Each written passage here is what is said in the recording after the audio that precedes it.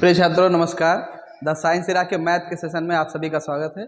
हम लोगों ने ये सीरीज स्टार्ट की है जो आपकी प्रिपरेशन में आपको हेल्प करेगी, जिससे आप मैथ में भी अच्छे स्कोर कर पाएंगे। आप हमारे साथ बने रहिए।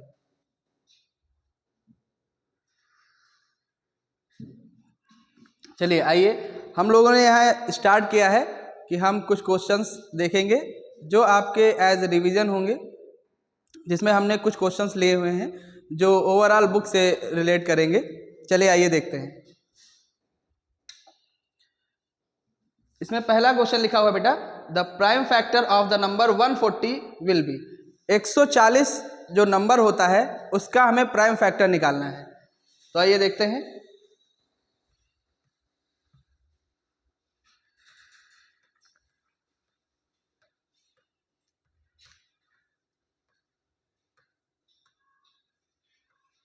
तो यहां पर जो हमें फैक्टर मिला हुआ है वो 140 का मिला हुआ है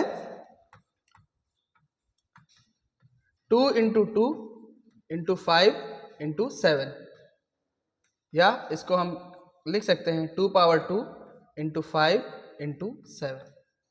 तो हमारा ये वाला ऑप्शन हम देखते हैं कहाँ मैच कर रहा है। ये हमारा सी ऑप्शन है। 140 का जो प्राइम फैक्टर होगा वो होगा 2 पावर 2 × 5 × 7। आइए अब नेक्स्ट क्वेश्चन देखते हैं। इसमें लिखा हुआ है कि maximum number of zeros of A cubic polynomial will be. Cubic polynomial का मतलब ये है कि इसका ऑर्डर 3 है और जितना किसी भी पॉलिनोमियल का ऑर्डर होता है उसके नंबर ऑफ जीरोस भी उतने ही होते हैं। तो यहाँ पर ये क्यूबिक पॉलिनोमियल है, तो इसका आंसर हो जाएगा 3। चलिए यहाँ पे फिर अगला क्वेश्चन पूछा गया है, the relation between the dividend, divisor, quotient and remainder. जैसे मान लेते हैं हम किसी y नंबर को किसी x डिजिट से डिवाइड करते हैं और यहाँ पर इसका जो कोशेंट आता है वो z आता है और यहाँ पर कुछ रिमाइंडर मान लीजिए बचता है a। तो ये आंसर आपको कैसे मिलता है? अगर आपको ये नंबर आपको फाइंड करना है तो आप इस नंबर को इससे मल्टीप्लाई कर देते हैं और ये ऐड कर देते हैं, जिससे आपको यहाँ जो लिखा हुआ नंबर है वो मिल जाता है। इस नंबर को हम लोग डिविडेंड कहते हैं, यहाँ पे लिखे हुए नंबर को डिवाइज़र कहते हैं, यहाँ पे लिखे हुए नंबर को हम लोग कोशेंट कहते हैं और यहाँ पर जो नीचे मिलता है हमको उसे रिमाइंडर कहते हैं। इस तरह से डिवाइज़र का कोशेंट से मल्टीप्लिकेशन और उसमें रिमाइंडर ऐड करने से हमें डिविडेंड मिल जाता है। चलिए आइए आगे देखते हैं। फिर लिखा है the solution of the pair of linear equations of x + 2y + 5, और दूसरा इक्वेशन है बेटा -3x - 6 + 1 विल बी। यहाँ पर आपको दो इक्वेशन दिए गए हैं। इन इक्वेशंस को हम लोग लीनियर इक्वेशन इन 2 वेरिएबल्स कहते हैं। यहाँ पर अगर हम पहले इक्वेशन से देखें तो a1 की वैल्यू है x, तो यहाँ पर हम इसका सिर्फ कोफिशिएंट लेते हैं तो a1 की वैल्यू हो जाएगी 1, b1 की वैल्यू हो जाएगी 2 और c1 की वैल्यू हो जाएगी 5। ऐसे ही यहाँ पर हम a2 की वैल्यू देखते हैं, ये हो जाएगा बेटा -3, b2 की वैल्यू हो जाएगी -6 और c2 की वैल्यू हो जाएगी 1। अब इन पेयर्स के सॉल्यूशन जो होते हैं वो हम 3 टर्म में देते हैं। हम लोग यहाँ पर कंपैरिजन करते हैं a1/a2, b1/b2 और c1/c2 का। चलिए यहाँ देखते हैं a1/a2 हो जाएगा 1/3, b1/b2 हो जाएगा a1/-3 होता है, b1/b2 हो जाएगा 2/-6 और c1/c2 जो हो जाएगा वो हो जाएगा 5/1। अगर हम इनको सॉल्व करें तो ये हो जाएगा 1/-3, ये भी हो जाएगा 1/-3 और ये भी हो जाएगा ये हो जाएगा 5। यहाँ पर हम देख रहे हैं कि ये दोनों नंबर आपस में बराबर हैं, बट ये आपस में बराबर नहीं है। और जब भी कंडीशन ऐसी बन जाए कि a1 a2 upon b1 b2 not equal c1 upon c2, तब इसका मतलब होता है कि वहां पर बनेगा नो सॉल्यूशन। ये कंडीशन होती है नो सॉल्यूशन की। ये वाली जो कंडीशन है बेटा, ये स्पेसिफिक होती है नो सॉल्यूशन के लिए। अगर किसी भी इक्वेशन का कोई भी सॉल्यूशन नहीं होगा तो वहां पर ये कंडीशन उसको फॉलो करेगी। तो यहाँ पर कोई भी नो सॉल्यूशन का आंसर नहीं है, तो यहाँ पर ये हो जाएगा नन ऑफ द अबव। आइए हम लोग अगले क्वेश्चन की तरफ चलते हैं। ये इस सवाल में लिखा हुआ है the common difference for the AP. यहाँ पर एक एपी दी गई है, अर्थमेटिक प्रोग्रेशन की सीरीज दी गई है, और वो दिए गया है -5, -1, 3, 7 एंड सो ऑन। यहाँ पर अगर हम देखें तो पहला जो टर्म हो जाएगा इस सीरीज का वो हो जाएगा -5, और दूसरा जो टर्म हो जाएगा वो हो जाएगा -1। अगर आपको एपी का कॉमन डिफरेंस निकालना हो तब उसका जो फॉर्मूला होता है D इक्वल्स होता है बेटा a2 माइनस a1। जैसा यहाँ पे दिया गया है कि a2 की वैल्यू है -5 है, सॉरी a2 की वैल्यू -1 है और a1 की वैल्यू -5 है, तब D बराबर हो जाएगा, यहाँ पर हम वैल्यू रख देंगे -1, फिर माइनस और ये लिख देंगे -5। देन D इक्वल्स हो जाएगा बेटा -1 माइनस माइनस प्लस और 5। इसको सॉल्व करने पर आंसर आएगा 4। और यहाँ पर इसका D ऑप्शन 4th हमें मिल जाएगा। तो आपको अगर कॉमन डिफरेंस निकालना हो तो उसका जो फॉर्मूला होता है वो होता है D equals a2 minus a1। आप बाद वाले टर्म में से AP के दूसरा उससे पहले वाला टर्म जब आप माइनस कर देंगे तब वहां पर AP का कॉमन डिफरेंस मिल जाएगा। चलिए आइए आगे क्वेश्चन देखते हैं। The discriminant of the quadratic equation ax square plus bx plus c equals 0 will be. यहाँ पर डिस्क्रिमिनेंट के बारे में पूछा गया है। डिस्क्रिमिनेंट को हिंदी में विविक्तिकर कहते हैं, जिसका फॉर्मूला होता है d equals b square minus 4ac। तो आपसे इस इक्वेशन का जो फॉर्मूला पूछा गया है तो वो हो जाएगा d equals b square minus 4ac, और यहाँ पर ये इसका तीसरा ऑप्शन हो जाएगा। इस सवाल में आपसे डायरेक्ट फॉर्मूला पूछा गया था डिस्क्रिमिनेंट का। चलिए आइए आगे देखते हैं। The distance between 2 points 2,3 and 4,1 will be. ये क्वाड्रेटिक ज्योमेट्री का सवाल है। आई थिंक सॉरी मैंने गलत बोल दिया, ये कोऑर्डिनेट ज्योमेट्री का सवाल है। और इसमें यहाँ पर 2 पॉइंट दिए गए हैं, 2 कोऑर्डिनेट्स बताए गए हैं। एक है 2,3 और दूसरा है 4,1, जिसके बीच का हमको डिस्टेंस निकालना है। तो इनके बीच के जो डिस्टेंस का जो फॉर्मूला होता है वो होता है बेटा under root of x2 minus x1 का whole square plus y2 minus y1 का होल स्क्वायर। D इक्वल्स होता है बेटा x2 माइनस x1 का whole square plus y2 minus y1 का होल स्क्वायर। इस फॉर्मूले से हम दिए हुए कोऑर्डिनेट्स के बीच का डिस्टेंस फाइंड कर सकते हैं। चलिए यहां पर इसको हम कंसीडर करते हैं 2,3, इसको हम लिखते हैं x1 y1, और ऐसे ही देखिए यहाँ है बेटा 4,1 जो हो जाएगा x2 और y2। चलिए अब आगे देखते हैं। D equals under root of x2 minus x1। x2 की वैल्यू है यहाँ 4 और x1 की वैल्यू है 2, तो ये हो जाएगा बेटा 4 माइनस 2 का whole square plus y2 minus y1 1 minus 3 का होल स्क्वायर हो जाएगा, तो ये हो जाएगा 1 माइनस 3 का होल स्क्वायर। फिर तब डिस्टेंस D बराबर हो जाएगा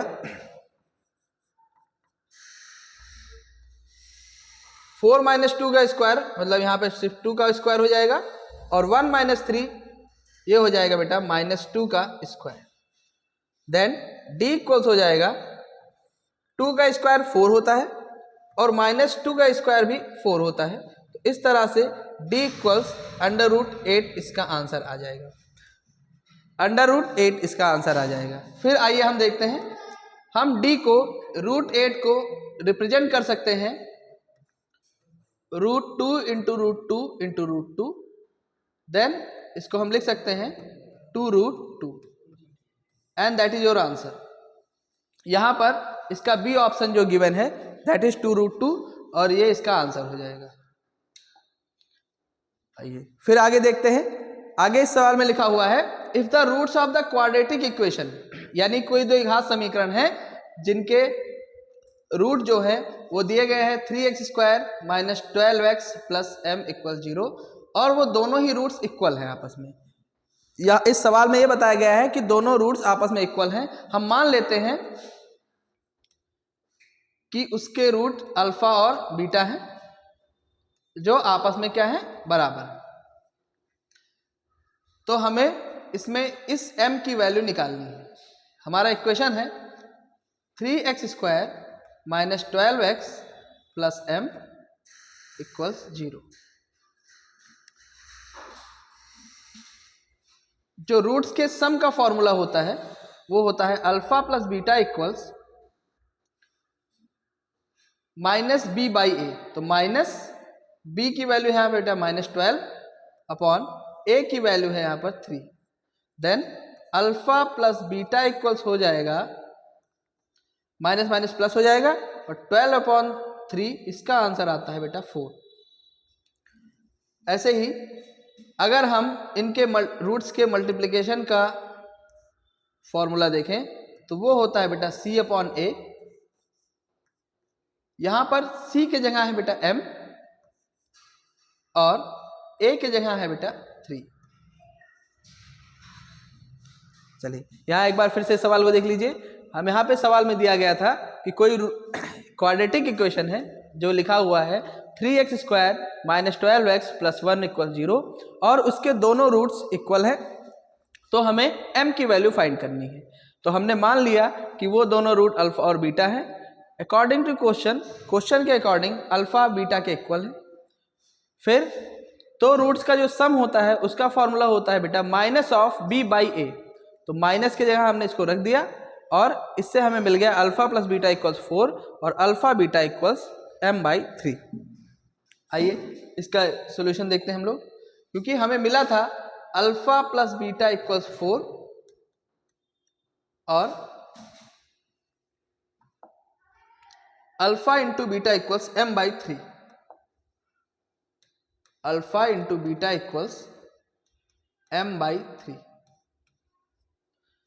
क्योंकि आपको यहाँ पे सवाल में बताया गया था कि अल्फा बीटा के बराबर है, तो ये हो जाएगा अल्फा और अल्फा 2 अल्फा = 4 और अल्फा इक्वल्स हो जाएगा 2। अब इस अल्फा की वैल्यू हम इसमें पुट कर देते हैं क्योंकि यहाँ भी अल्फा बीटा के बराबर है, तो ये हो जाएगा अल्फा² = m/3। अल्फा के जगह हम 2 की वैल्यू रख देते हैं तो ये हो जाएगा 2 का स्क्वायर = m/3। 2 का स्क्वायर बेटा 4 होता है, तो 4 = m/3 या यहाँ से m की जो वैल्यू आ जाएगी वो हो जाएगी 12। हमें यहाँ पर इस सवाल में m की ही वैल्यू निकालनी थी,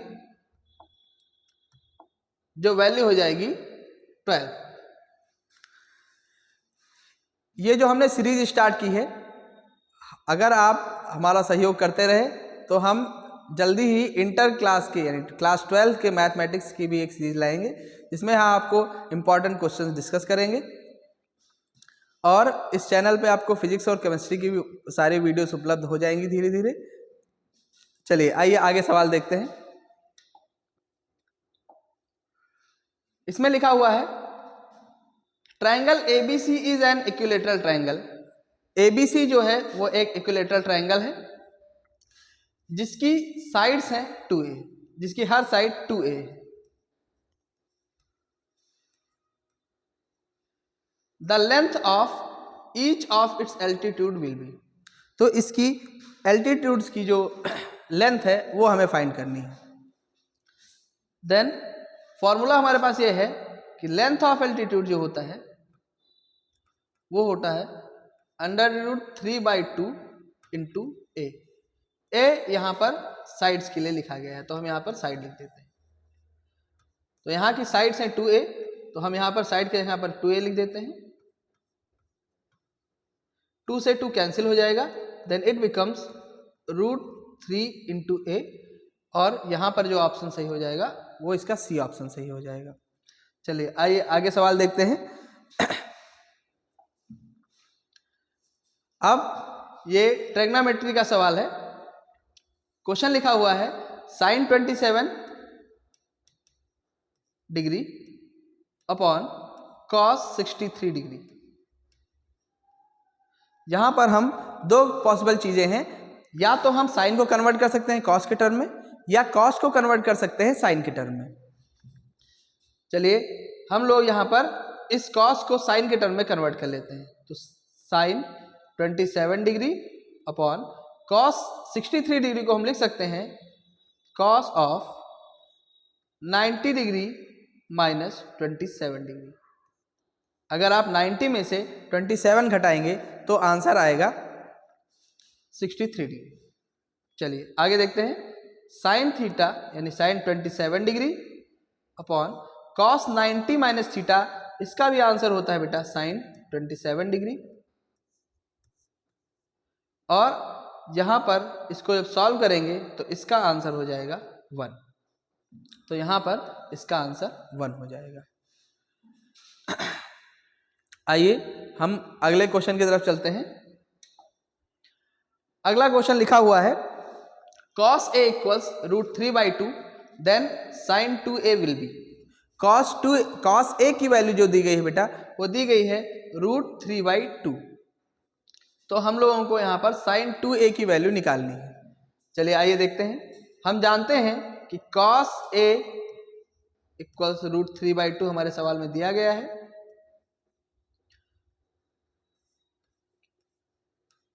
cos के टर्म में जो √3/2 की जो वैल्यू होती है वो होती है cos 30 डिग्री, वो होती है cos 30 डिग्री। अगर हम इसको देखें तो यहां से एंगल A इक्वल्स आ जाएगा बेटा 30 डिग्री। तब हम लोगों को फाइंड करना है sin 2a की वैल्यू, देन ये हो जाएगा sin 2 इंटू 30 यानी कि ये हो जाएगा sin 60 डिग्री। और sin 60 डिग्री की वैल्यू आप सभी को पता है वो होती है √3/2, और यहाँ पर ये इसका डी ऑप्शन हो जाएगा। चलिए हम अगले क्वेश्चन पे चलते हैं। ये सवाल मेंसुरेशन से है। क्या लिखा हुआ है इस सवाल में कि radius of A sphere is r। किसी स्फीयर का जो रेडियस है वो स्मॉल r दिया गया है, and the radius of the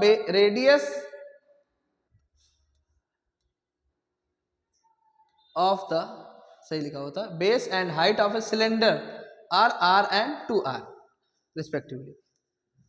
कोई भी स्फीयर है जिसका रेडियस है स्मॉल r, और किसी सिलेंडर की बेस और हाइट का जो रेडियस ऑफ बेस यानी कि सिलेंडर के का जो रेडियस है और हाइट है उसका रेशियो दिया गया है, यानी वो दिया गया है r और 2r।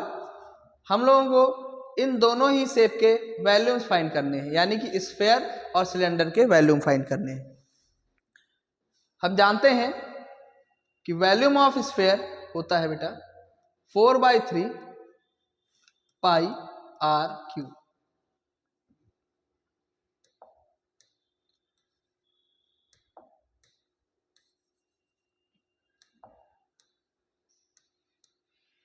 और ऐसे ही वॉल्यूम ऑफ सिलेंडर जो होता है वो होता है पाई r² h, क्योंकि हमें गिवन है कि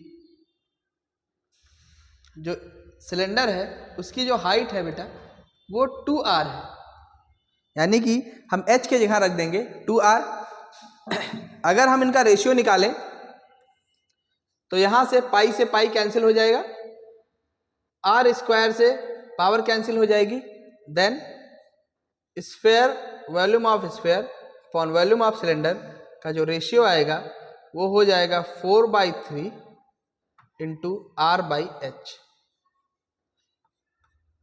4/3 इंटू R के जगह हम R लिख देंगे और H के जगह हमारे सवाल में ऐसा गिवन है तो H के जगह हो जाएगा 2R।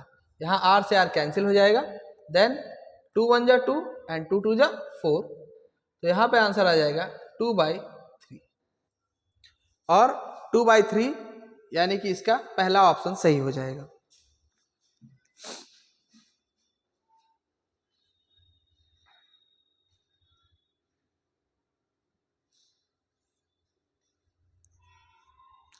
चलिए आइए अगले सवाल की तरफ चलते हैं। ये स्टैटिस्टिक्स का सवाल है और ये सवाल है the mode of the data 19, 38, 25, 36, 38, 25, 18, 30, 25, 30 और 19। ये जो डेटा दिया गया है इसका आपको मोड निकालना है। मोड क्या होता है? किसी भी डेटा का जो मोड होता है वो उसमें उसकी जितनी फ्रीक्वेंसी ज़्यादा होगी उसी को हम लोग मोड कहते हैं। तो यहाँ पर हम लोग देखते हैं यहाँ पर कौन सा नंबर सबसे ज़्यादा बार आया है। तो 19 देखिए, तो 19 सिर्फ 2 बार आया है। 38 देखते हैं तो 1, 2, 3 और 4 बार आया है। 25 देखें तो 1, 2, 3 बार आया है। और 36 देखें तो वो सिर्फ 1 बार आया हुआ है। इसका मतलब सबसे ज़्यादा बार जो आया हुआ है वही हमारा मोड होगा। किसी सीरीज में जो सबसे ज़्यादा बार आया हुआ फ्रीक्वेंसी, जिसकी फ्रीक्वेंसी सबसे ज़्यादा होती है वही मोड होता है उस गिवन डेटा का। तो यहाँ पर इसका जो आंसर हो जाएगा वो 38 हो जाएगा।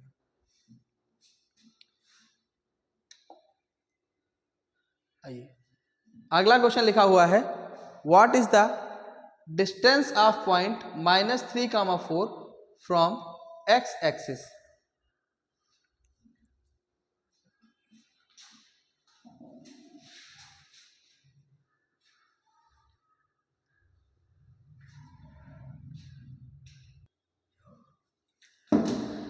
तो क्वेश्चन था what is the distance of point -3, 4 from x axis. ये सवाल बहुत ही इजी है। इसमें यह पूछा जा रहा है कि x एक्सिस से ये जो कोऑर्डिनेट गिवन है x एक्सिस से इसकी दूरी कितनी होगी। तो यहाँ पर x एक्सिस से जो इसकी दूरी होगी वो होगी 3। यहाँ पर आप कंफ्यूजन नहीं रखेंगे कि ये यहाँ पर ये -3 है, क्योंकि यहाँ पर आपसे डिस्टेंस पूछा गया है, इसलिए इसका आंसर 3 होगा। चलिए अगला क्वेश्चन है the arithmetic mean of 3, 4, 6 and x is 5। Arithmetic mean का जो फॉर्मूला होता है वो होता है sum of given data upon number of data. तो सम ऑफ गिवन डेटा है, यहाँ पर हमें दिया गया है 3 + 4 + 6 + x और नंबर है इसके 1, 2, 3 एंड 4, तो हो जाएगा अपॉन 4। और यहाँ पर अर्थमेटिक मीन की जो वैल्यू दी गई है वो है बेटा 5। देन ये हो जाएगा, इसको हम ऐड कर दें तो 4 and 3 7, 7 और 6 13, 13 + x = 20 और 13 +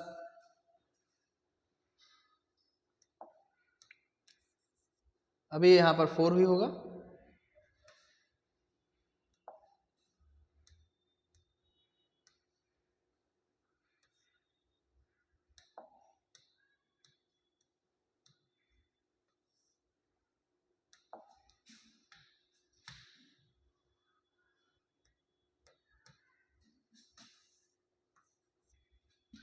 देन 13 + x 5 इधर मल्टीप्लाई हो जाएगा तो 5 4 जा होता है बेटा 20, और देन x इक्वल्स हो जाएगा, हम यहाँ पर 20 इधर प्लस में है, सॉरी 13 इधर प्लस में है, इधर जाने पर ये माइनस में हो जाएगा, देन x बिकम्स 20 माइनस 13 और x इक्वल्स 13 माइनस 20 माइनस 13 होता है 7।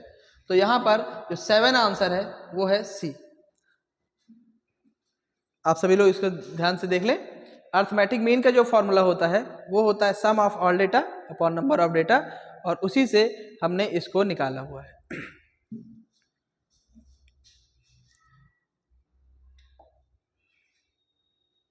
फिर लिखा है which of the following is irrational.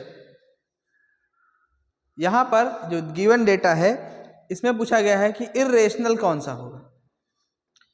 तो आपको पता है कि इर्रेशनल वो होते हैं जो टर्मिनेट नहीं होते हैं, और जो टर्मिनेट हो जाते हैं वो होते हैं रेशनल नंबर। तो यहाँ पर अगर हम देखें तो यहाँ पर ये भी टर्मिनेट हो सकता है, ये भी टर्मिनेट हो जाएगा, ये भी टर्मिनेट हो जाएगा। जो नहीं टर्मिनेट होगा वो होगा ऑप्शन डी।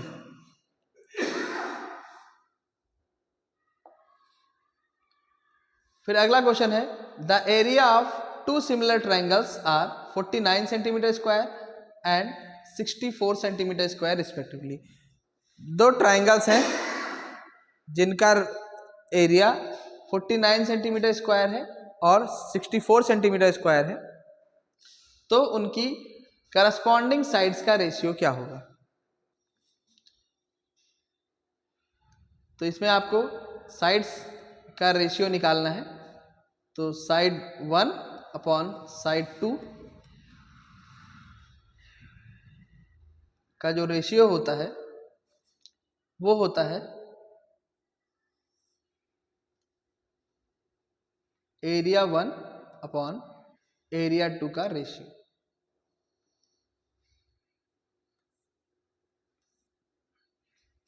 यहाँ पर साइड 1 अपॉन साइड 2 का ही आपसे पूछा गया है। तो आप एरिया दिया गया बेटा पहले 49 अपॉन 64, देन इसको हम सॉल्व करते हैं तो S1 अपॉन S2 इक्वल्स हो जाएगा 7 अपॉन 8, यानी कि इसका जो बी ऑप्शन होगा वो राइट ऑप्शन होगा।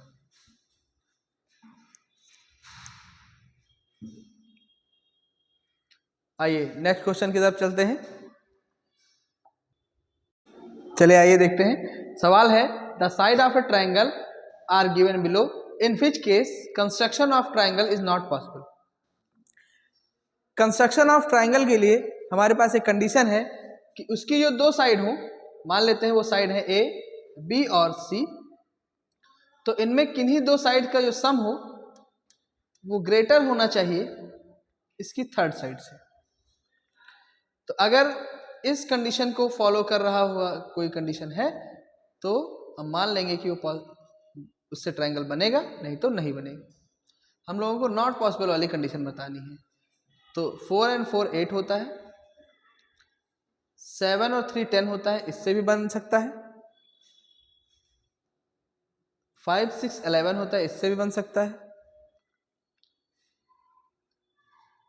और यहाँ पर कोई डेटा ही नहीं दिया गया है, तो इसका आंसर 4 4 8, यहाँ पर ये इससे ग्रेटर ना होकर के इक्वल हो जा रहा है, इसलिए ये इसका आंसर हो जाएगा। चलिए आइए आगे देखते हैं। The pair of linear equation is, यहां पर ये आप सही कर लीजिएगा, ये दिया गया है इनकंसिस्टेंट।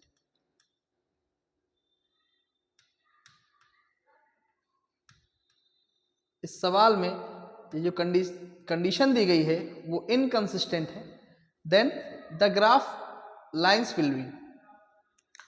आपको पता है कि जब भी आप linear equation, pair of linear equations में कंडीशन इनकंसिस्टेंट होती है तो उसका जो ग्राफ बनता है वो हमेशा पैरेलल बनता है।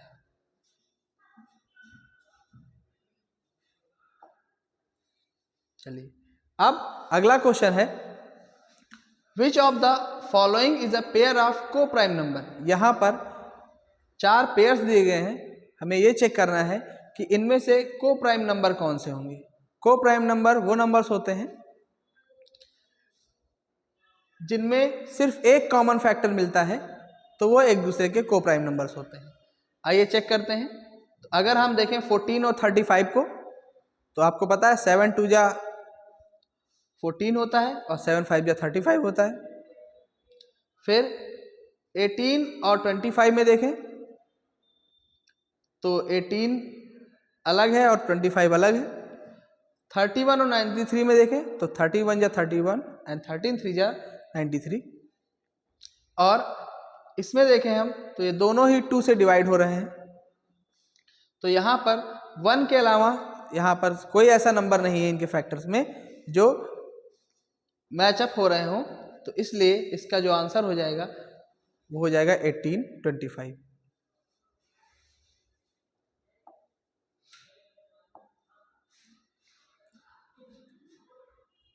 इस तरह से आज हमने लगभग 20 क्वेश्चंस की एक सीरीज ख़त्म कर दी है, जिनमें मैंने आपको डिस्क्राइब किया है कि ये एमसीक्यूज़ हैं और हमने क्वेश्चंस सारे ओवरऑल बुक से लिए हुए थे।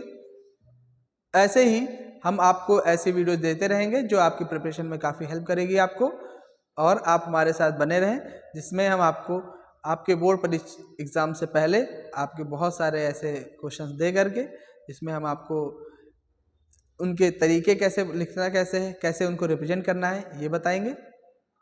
और क्लास 10th के साथ ही साथ हम लोग क्लास 12th के मैथ्स की कुछ सेशन लेंगे, जिसमें हम बच्चे किस तरह से ज़्यादा स्कोर कर पाए अपने एग्जामिनेशन में, हम उसके लिए प्रिपेयर कराएंगे। आप सभी को अगर ये लेक्चर पसंद आया हो तो चैनल को लाइक करें और सब्सक्राइब करें। धन्यवाद।